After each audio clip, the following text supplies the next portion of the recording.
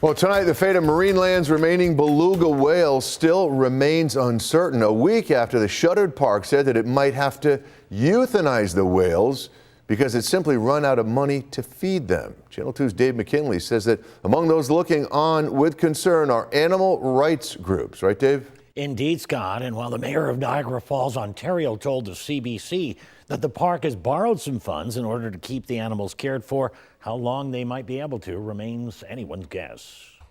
Watching with concern from the offices of Niagara Action for Animals in St. Catharines has been Catherine Enns, whose group over the years has protested outside of Marineland. Everybody's sort of got a corner on it, but nobody seems to want to take the initiative to do anything about it.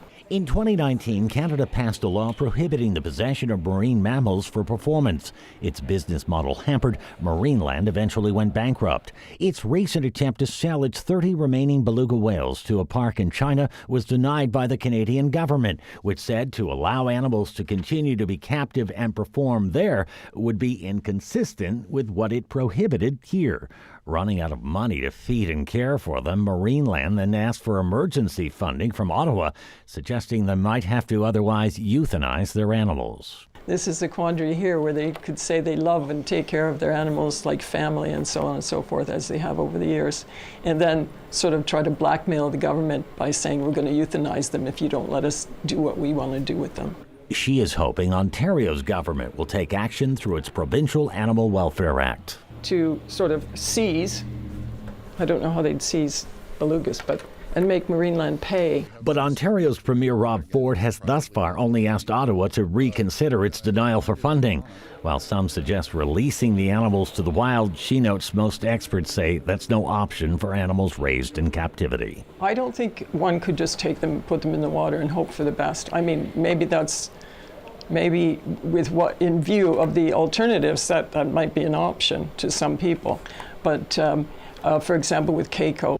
Keiko, who also once lived at Marineland, was a male orca who portrayed Willie in the 1993 film Free Willy, which eventually led to an effort to release him to the wild. They spent years rehabilitating him before they even put him into that sea pen. Which he eventually did leave, only to die of pneumonia a year later. How they would go about taking 30 belugas and putting them into the wild now, it's not an overnight process. She just hopes something happens before it's too late. People can do all sorts of things when the will is there. One quick correction, the Ontario Premier's name is Douglas Ford. Now, we did reach out to Marineland for comment last Wednesday, but they've yet to respond. On your side, Dave McKinley, Channel 2 News.